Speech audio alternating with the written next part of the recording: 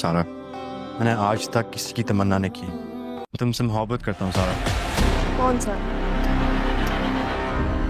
چلے ویسے کہاں ہوگی وہ جو میرے جیسی ہوگی؟ مجھے اب لگ رہا ہے کہ تمہارے سوا کسی کی خواہش نہیں کر سکتا۔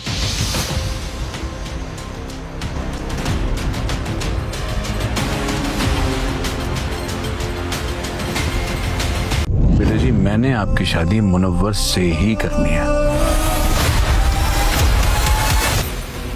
تو تم ہو کون جو میری محبت کو مجھ سے چھین سکتی ہے؟ یہ لے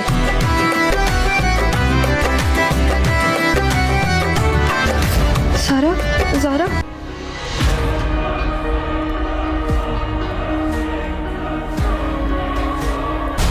ہمت ہے تو بغاوت کر دو، اور اگر نہیں کر سکتی نا تو دو وہ کہہ رہے ہیں وہی کر۔ تو سارا تمہیں ہر حال میں جلد سے جلد زارا بننا پڑے گا۔ بلی شیر کی خالہ بن جاتی ہے لیکن شیر نہیں بن سکتی۔ ہم تو جھوٹوار، یہ تو صرف فلموں میں ہوتا تھا۔ بلی اگر اپنے آپ پہ آئے نا تو وہ شیر کی امی بھی بن سکتی ہے۔ جو میرا ہے وہ تمہارا ہے اور جو تمہارا ہے وہ میرا ہے۔ تم دیکھنا، میں کروں گی، تم بھرو گی۔ مجھے تمہاری ضرورت ہوگی میں تمہیں کال کر دوں گی۔ ضرورت کے وقت کوئی کال نہیں کرتا، ہم سارا کو یوز کرتے ہیں۔ زارا، یہ میں زارا ہوں، میں ایکشن بھی ہوں اور ریاکشن بھی۔ بہت اچھا۔ یہ تمہاری محبت سے خود کو اور تمہیں آزاد کر رہا۔ محبت؟ مجھے تو تم سے کبھی محبت تھی ہی نہیں۔ ہماری ملاقات ہوئی ہے، اس کے بارے میں کسی کو بتانا نہیں۔ کیا پتا کہ فلموں میں جیسا ہوتا ہے ویسے ہمارا بھی کوئی رشتہ نکلا ہے۔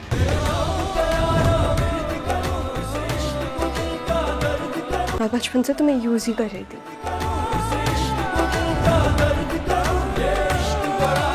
اور ہمارے دشمن ہمیں ختم کرنے کی چال چل رہی ہے۔ ہاں، جو آپ کو ملا ہے میرا سکون برباد کر۔ مجھے بھی تو پتہ چلا نا کہ جب آپ کسی کے رشتے چھینتے ہو تو کیسا فیل ہوتا ہے۔ آپ کو ریئلائز ہوا نا کہ آپ اکیلے مجھ سے ڈیل نہیں کر سکتی، تو پھر آپ اپنی جیسی ایک اور لے۔ میرا بچپنا تو چھین لیا آپ نے، غلط تو میں ان کو ثابت کروں، پھر انجام ہوگا ان کا، دیکھ لیجیے گا۔ اس لیے نا آپ غلط پوائنٹ پہ فوکس کر رہی ہیں۔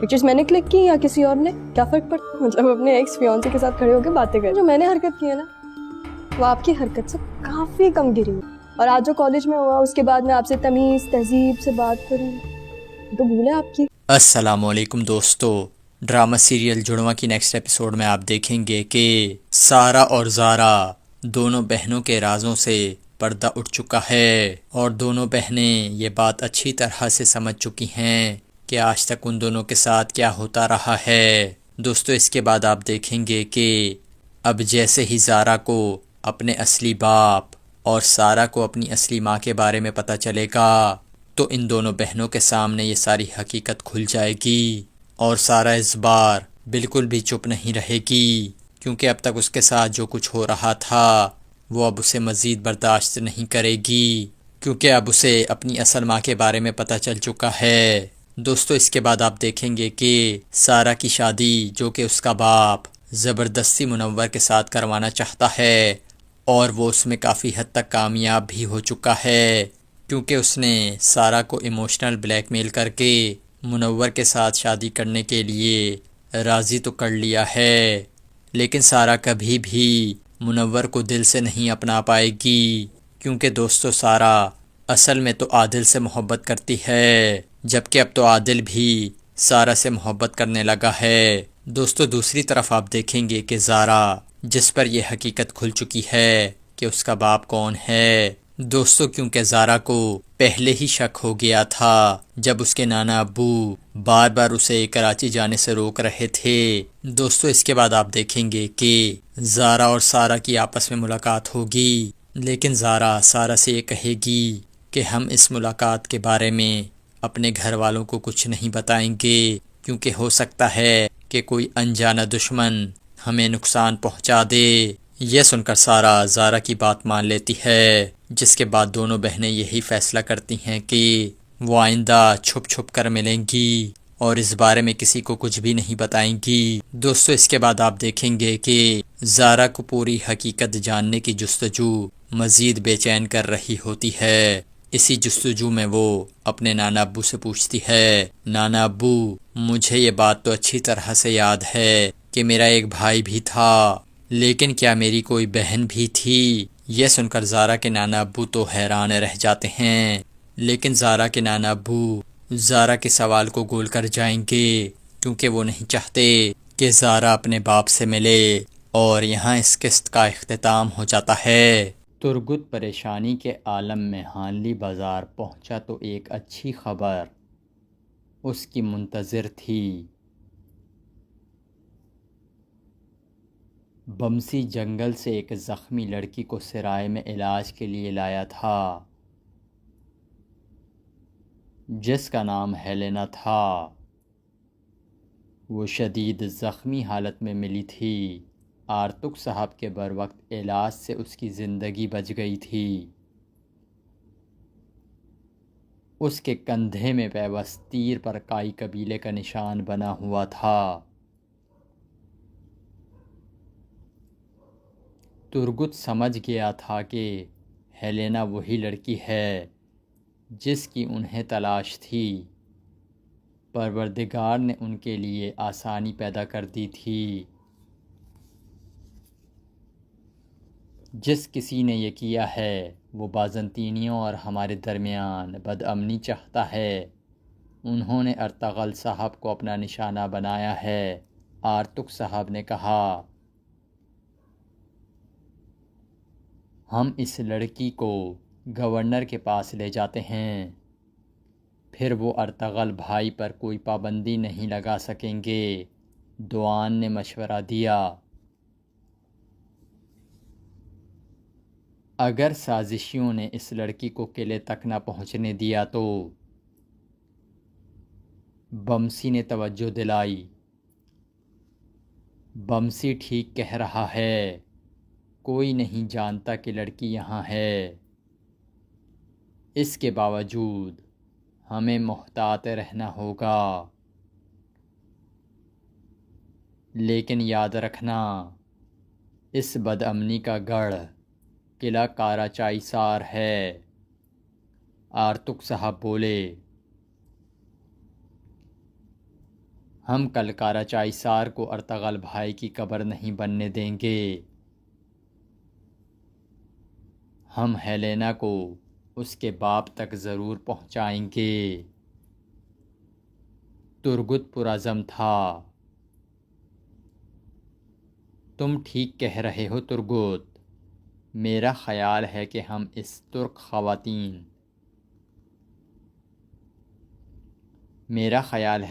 اسے ترک خواتین کا لباس پہنا کر قلعے تک لے جا سکتے ہیں۔ اس طرح کسی کو شک نہیں ہوگا۔ ترگت، تم آج رات سپاہیوں کے ساتھ ہیلینا کو کاراچائی سار لے جاؤ۔ آرتک صاحب نے اجازت دے دی۔ آرتک صاحب نے ہیلینا کو ہوش آنے پر صورتحال سے آگاہ کر دیا تھا، کیونکہ اسے اعتماد میں لینا ضروری تھا۔ ہیلینا کو اب یقین ہو گیا تھا کہ اس پر حملہ کرنے والے کائی لوگ نہیں تھے، ورنہ وہ اس کی جان کیوں بچاتے؟ اسی لیے وہ ان سے مکمل تعاون کر رہی تھی۔ رات گہری ہوتے ہی وہ اپنی منزل کی طرف روانہ ہو گئے۔ راستے میں ایک مقام پر انہیں کمانڈر ویسولس کے سپاہیوں کی طرف سے مزاحمت کا سامنا بھی کرنا پڑا، لیکن وہ تمام رکاوٹیں عبور کر کے کاراچائی سار پہنچ گئے۔ جب وہ قلعے کے سامنے پہنچے تو دروازہ بند تھا۔ ہیلینا نے کائی خواتین کا لباس پہنا ہوا تھا۔ رک جاؤ، کون ہو تم؟ شناخت کراؤ اپنی۔ ایک پہرے دار نے انہیں روکا۔ سپاہی گیٹ کھولو، میں گورنر کی بیٹی ہیلینا ہوں۔ ہیلینا نے آگے بڑھ کر چہرے سے نقاب ہٹایا تو دروازہ کھول دیا گیا۔ ہیلینا آگے بڑھی تو بمسی، ترگت اور عبد الرحمن بھی ساتھ تھے۔ جب وہ قلعے کی اندرونی عمارت میں داخل ہوئے تو ویسولس کے سپاہیوں نے ان پر حملہ کر دیا۔ اب راہداری میں لڑائی شروع ہو گئی تھی۔ بمسی نے ہیلینا کو اپنے بابا کے پاس جانے کا کہا اور خود حملہ آوروں سے نمٹنے لگا۔ ہیلینا دوڑتی ہوئی آگے بڑھی اور گورنر کے کمرے میں پہنچ گئی۔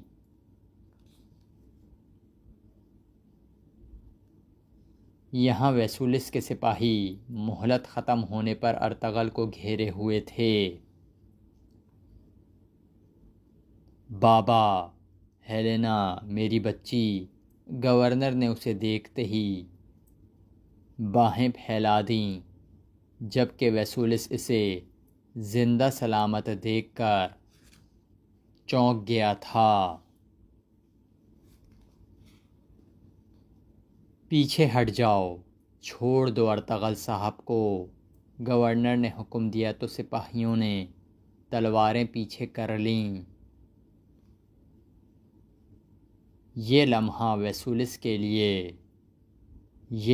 ویسولیس کے لیے بہت بھاری تھا۔ وہ ارطغرل کو ختم کرنے کا موقع کھو کر جھنجھلا گیا تھا۔ وہ سوچ بھی نہیں سکتا تھا کہ ہیلینا واپس آ جائے گی۔ سپاہیوں نے تلواریں ہٹا لیں تو ارطغرل باوقار انداز میں کھڑا ہو گیا۔ اتنے میں ترگت بھی وہاں آ گیا تھا۔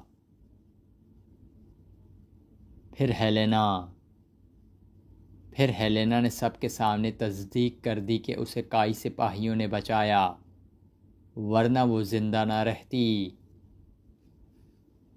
اس نے یہ بھی بتا دیا کہ ان کے قافلے پر حملہ کرنے والے کائی لباس پہنے ہوئے تھے، مگر وہ کائی سپاہی نہیں تھے۔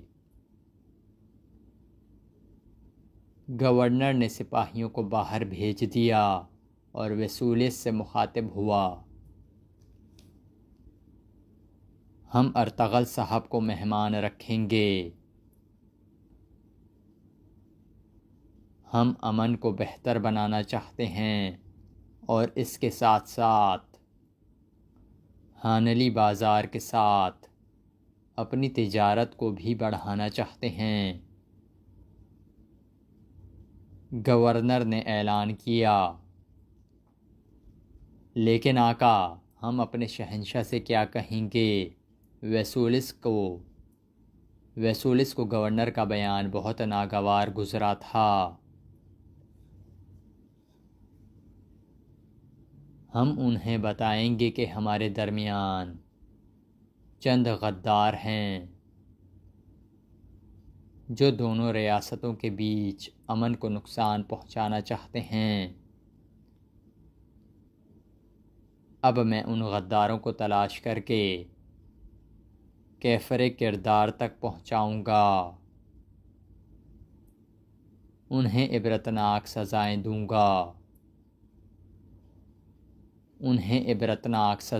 گا۔ پھر وہ ارطغرل کی طرف متوجہ ہوا۔ ارطغرل صاحب، میں آپ کا بہت شکر گزار ہوں۔ اگر ہماری ریاستوں کے مابین جنگ ہوئی تو آپ کا دشمن آپ جیسا قابل اعتبار ہوگا۔ جب تک غدار کا پتہ نہیں چلتا میں آپ کا ہر ممکن ساتھ دوں گا۔ یہ سلیمان شاہ کے بیٹے ارطغرل کی زبان ہے۔ ارطغرل نے جواب دیا تو گورنر نے اس کی جانب دوستی کا ہاتھ بڑھا دیا۔ ارطغرل ایک فاتح کی حیثیت سے قبیلے روانہ ہوا تھا۔ اس نے گورنر کو اگلے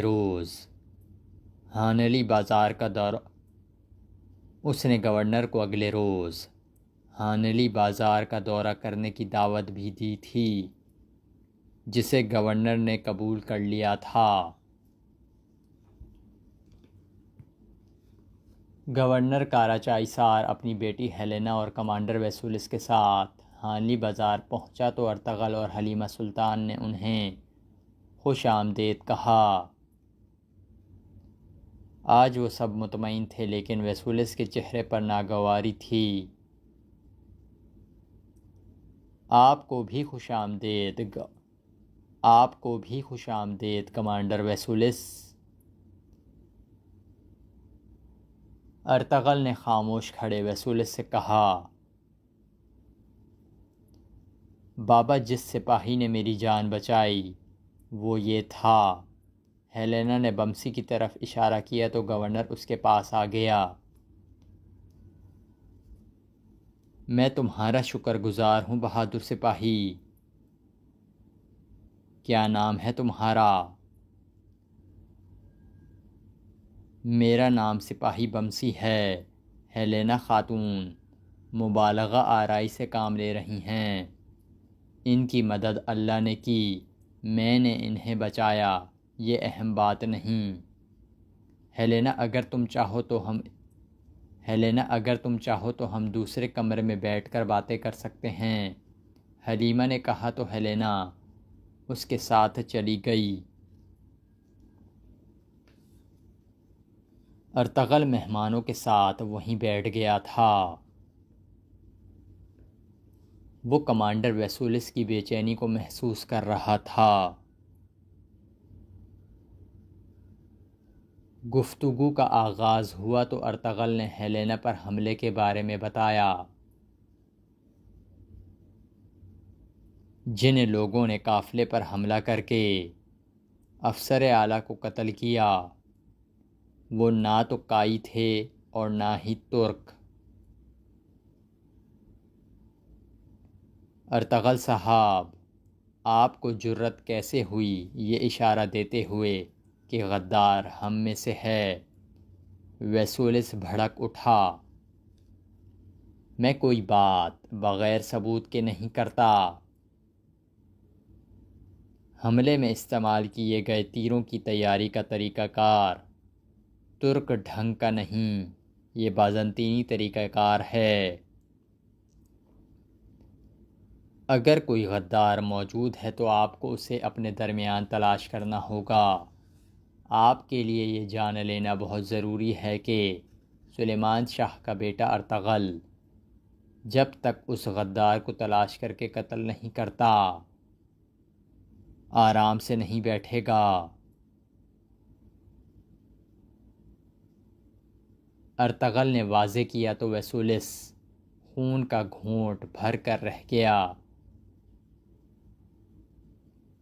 ان غداروں کو تلاش کر کے سزا دینا میرا فرض ہے، لیکن آپ سب یہ بات جان لیں کہ یہ بہادر سردار جس نے میری بیٹی کی جان بچائی میرے لیے بہت قابل قدر ہے۔ ویسولس خداوند میرا گواہ ہے، جب تک میں زندہ ہوں اس دوستی کو دائمی بنانے کے لیے سب کچھ کروں گا۔ گورنر نے نیک خیالات کا اظہار کیا تو ارطغرل نے بھی اسے اپنی حمایت کا یقین دلا دیا۔ ارطغرل صاحب، آپ کی دوستی کو باعث شرف سمجھتے ہیں میرے آقا، ویسولس نے جلے ہوئے لہجے میں کہا۔ سلیمان شاہ کا بیٹا ارطغرل اور اس کا قبیلہ مشکلوں سے نکل آئے ہیں، ایک بہت طویل سفر کر کے اور جنگیں لڑ کر ہم نے ان زمینوں پر قدم رکھا ہے۔ کائی قبیلہ رفاقت اور غداری کا مطلب خوب سمجھتا ہے اور ان میں فرق بھی جانتا ہے۔ ہم قد و قامت جانتے ہیں، قیمت جانتے ہیں، ہم دوستوں کے دوست اور دشمنوں کے دشمن ہیں۔ کراچائی سار کے گورنر ہمارے پاس کھانے پر آئے اور اپنی دوستی کا اعلان کیا۔ جب لوگ جان لیں، سب لوگ جان لیں کہ اب آپ کے دوست میرے دوست اور آپ کے دشمن میرے دشمن ہیں۔ اپنی دوستی کو دائمی بنانے کے لیے میں کراچائی سار کے لوگوں کے تمام قرضے معاف کرتا ہوں۔ ارطغرل نے اعلان کیا تو گورنر نے ممنون نگاہوں سے اسے دیکھا، اور سلیمان شاہ کا بیٹا ارطغرل یہ بھی کہتا ہے غدار جہنم میں جائیں گے۔ ارطغرل نے کمانڈر ویسولس کو دیکھ کر کہا تو اس کے چہرے کا رنگ بدل گیا۔ کھانے کے بعد گورنر نے واپسی کی اجازت چاہی تو ارطغرل نے ایک بار پھر اس کی آمد کا شکریہ ادا کیا۔ امن کے قیام اور ہماری تجارت کو بڑھا کر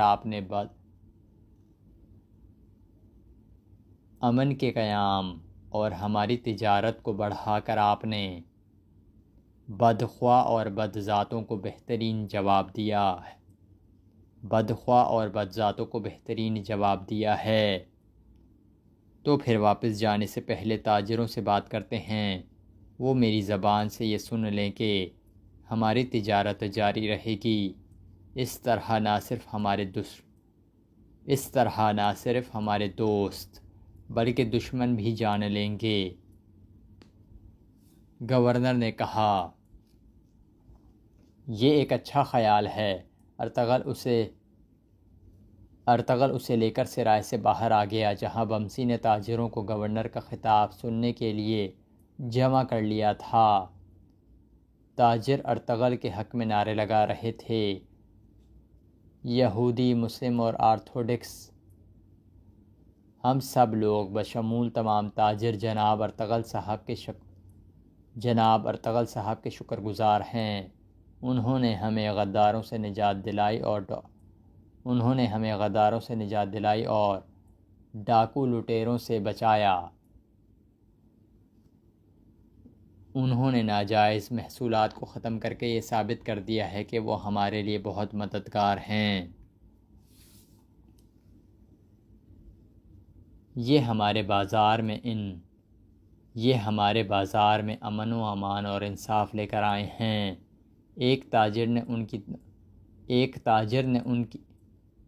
تاجر نے سب کی نمائندگی کی۔ آپ نے تاجروں کے دل جیت لیے ہیں ارطغرل صاحب۔ گورنر مسکرایا۔ اللہ تعالیٰ کی طرف سے عطا کردہ رزق اور انصاف کو تقسیم کرنا میرا فرض ہے۔ ارطغرل نے جواب دیا۔ سب لوگ ایک مرتبہ پھر ارطغرل کے حق میں نعرے لگانے لگے تو گورنر نے ہاتھ اٹھا کر انہیں خاموش رہنے کا اشارہ کیا۔ ہانلی بازار کے ایماندار تاجروں، میں آپ سب کو یہ بتانا چاہتا ہوں کہ اس بازار کے ساتھ کراچائی سار کی تجارت دوبارہ شروع ہو چکی ہے۔ میں نے چند روز میں آپ کے واجبات ادا کرنے کا حکم دے دیا ہے۔ گورنر کی بات مکمل نہ ہوئی تھی کہ قریب ہی ایک دکان کی چھت سے اندھا تیر آیا اور اس کے سینے میں اتر گیا۔ بابا، ہیلینا باپ کو گرتا دیکھ کر اس کی طرف لپکی۔ گورنر کو تیر لگا ہے، ویسولس نے چلا کر سپاہیوں کو خبردار کیا۔ ارطغرل چھت پر کھڑے اس نقاب پوش کو دیکھ چکا تھا جس نے تیر پھینکا تھا۔ ترگت پکڑو سے، ارطغرل نے چھت کی طرف اشارہ کیا تو ترگت اور دیگر سپاہی اس کی طرف دوڑ پڑے۔ سپاہیوں کو آتا دیکھ کر حملہ آور چھت سے کود گیا تھا۔ تمام داخلی اور خارجی راستے بند کر دو، مجھے ہر قیمت پر وہ آدمی چاہیے، کمانڈر ویسولس نے اپنے سپاہیوں کو حکم دیا۔ اسی دوران بمسی گورنر کو اٹھا کر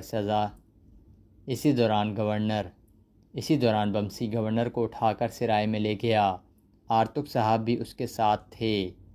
میں نے کہا تھا ان جنگلیوں پر بھروسہ نہیں کیا جا سکتا، گورنر نے میری بات نہ سنی. یہ سب یہیں ختم ہونے والا نہیں. یاد رکھنا ارطغرل، یہ حادثہ تمہاری سرائے میں ہوا ہے.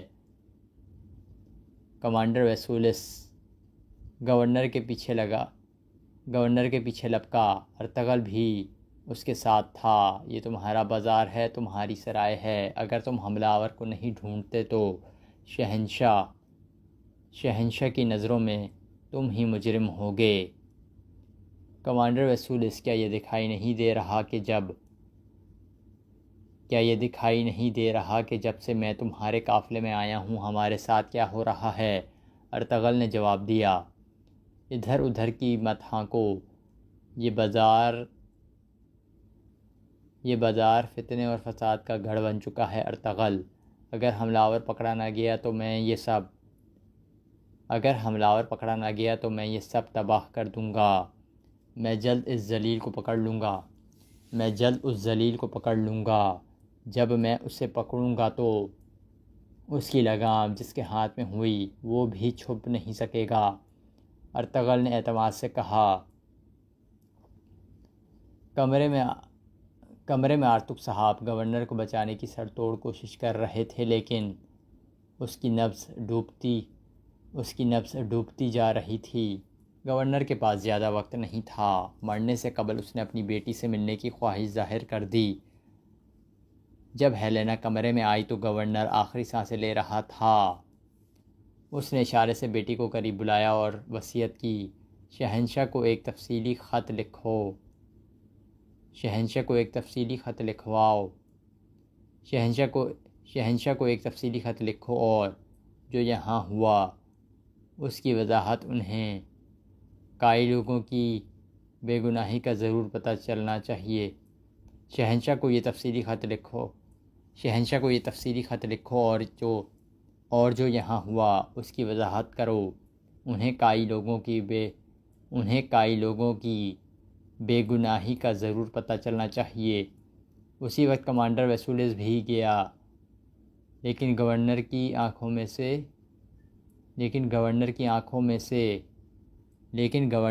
آنکھوں میں اس کے لیے نفرت تھی. اس نے ارطغرل کو آواز دے کر قریب بلایا اور کہا. میری بیٹی آپ کے حوالے ہے ارطغرل صاحب، اس کو شیطان سے بچا لیں. آپ کی بیٹی اب میری زندگی ہوگی گورنر، اس کی عزت میری عزت ہے. ارطغرل نے اسے یقین دلایا. آپ کو کچھ نہیں ہوگا، آپ ٹھیک ہو جائیں گے، آپ زندہ رہیں گے، ہیلینا نے روتے ہوئے کہا. لیکن گورنر کا وقت پورا ہو گیا تھا. اب وہاں ہیلینا کی چیخ و پکار کے سوا کچھ سنائی نہیں دے رہا تھا. وہ باپ کو کھونے اور تنہا رہ جانے کے غم سے نڈھال ہو گئی تھی.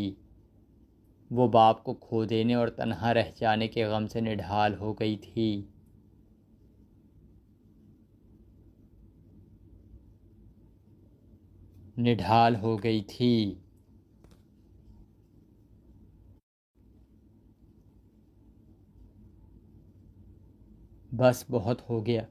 تمہیں قلعے سے باہر آنے ہی نہیں دینا چاہیے تھا. میں نے آقا سے کہا تھا لیکن انہوں نے میری ایک نہ سنی. گورنر نے آنکھیں بند کرتے ہی ویسولس کو زہر فشانی کا موقع مل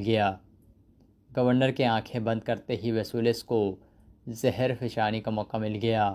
بس بہت ہو گیا کمانڈر ویسولس. کیا تم نے سنا نہیں تھا کہ بابا نے پورے بھروسے سے مجھے ارطغرل صاحب کے حوالے کیا؟ ان کی آخری باتوں کو نظر انداز کرنے کی جرأت کیسے ہوئی تمہیں؟ ابھی میرے بابا کا جسم ٹھنڈا نہیں ہوا اور تم شر پھیلا رہے ہو. تم کیا ثابت کرنا چاہتے ہو؟ ہیلینا کو ویسولس کا انداز مزید دکھی کر گیا تھا. آپ کے بابا مجھے اپنے بیٹے کی طرح سمجھتے تھے ہیلینا. آپ کو نظر نہیں آتا ان کے ساتھ جو ہوا وہ دیکھ کر ہماری روح کیسے تڑپ رہی ہے. ویسولس بوکھلا گیا. تو پھر میرے بابا کا ماتم کرنے کے لیے مذہب رویہ اپناؤ. تو پھر میرے بابا کا ماتم کرنے کے لیے مہذب رویہ اپناؤ. ان کے ذمہ داروں کا حساب لیے بغیر میں اپنے آقا کا ماتم نہیں کر سکتا. ویسولس نے جواب دیا اور اپنے سپاہیوں سے مخاطب ہوا. سپاہیوں، گورنر کی میت کو قلعے میں لے جانے کی تیاری کرو. یہ کہہ کر وہ ارطغرل کو گھورتا ہوا باہر نکل گیا. ہیلینا غم سے نڈھال تھی اور حلیمہ سلطان نے آگے بڑھ کر اسے گلے سے لگا لیا تھا. وہ اسے دلاسا دے رہی تھی. ہیلینا کی ہچکی بند گئی تھی. آپ نے بابا اور بھائی کی طرح انہیں بھی مار دیا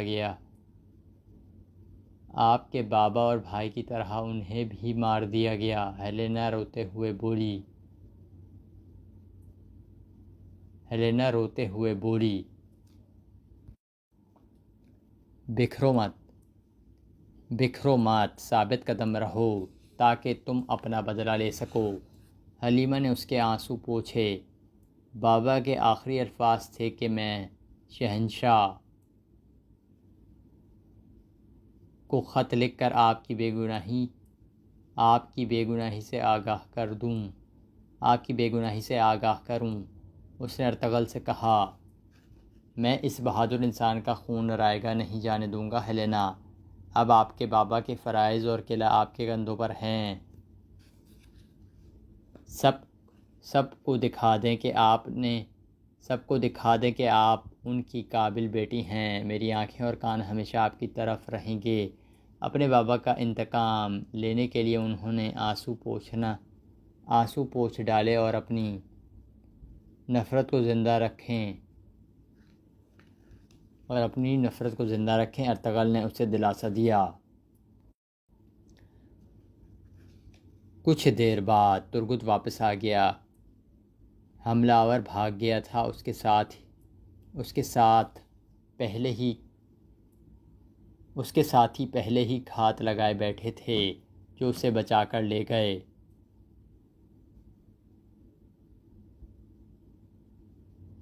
بیٹھا کر لے گئے.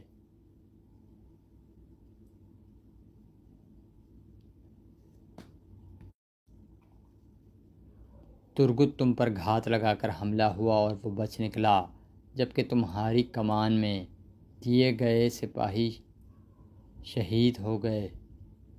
کیا تمہیں اسی لیے سپہ سالار مقرر کیا گیا تھا؟ جواب دو ترگت. مجھے معاف کر دیں بھائی. تم پہاڑ کھودو گے، ہر پتھر سرکاؤ گے، لیکن اس کافر کو ڈھونڈ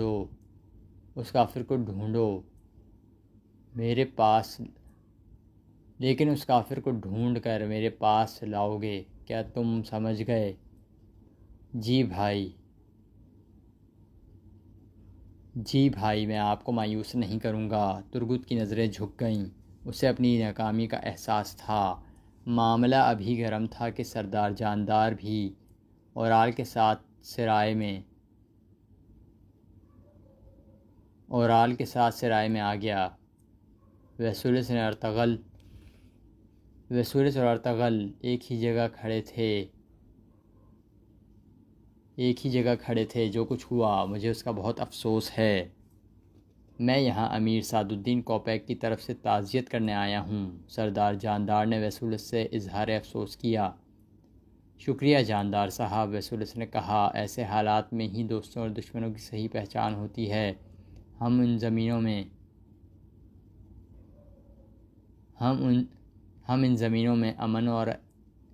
زمینوں میں امن و اعتماد کی فضا قائم کرنا چاہتے ہیں. سردار جاندار بولا. مجھے امید ہے کہ تم ترک قبائل آپ ہی کی طرح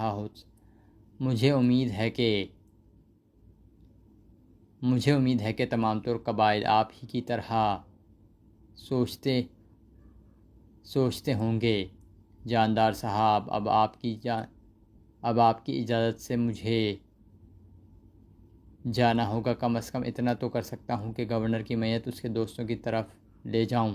اس قسط کے آغاز میں آپ دیکھیں گے کہ ایمان فخر سے کہتی ہے، فخر میری بات سنیں، آپ جانتے ہیں میں نے اس گھر کا کبھی برا نہیں چاہا، ہاں مجھ سے غلطی ضرور ہوئی ہے کہ مجھے خود بات نہیں کرنی چاہیے تھی، لیکن آئی پرومس میں صرف ماہا کی مدد کرنے کی کوشش کر رہی تھی۔ یہ سن کر فخر کہتا ہے، تم وہ ایمان رہی نہیں جس سے میں نے محبت کی تھی، بدل گئی ہو تم، وہ ایمان جسے میں نے اپنی زندگی میں شامل کیا تھا نا، وہ خلوص اور پیار کی مٹی سے بنی تھی، جھوٹ اور فریب نام کی تو کوئی چیز تھی ہی نہیں اس کے اندر۔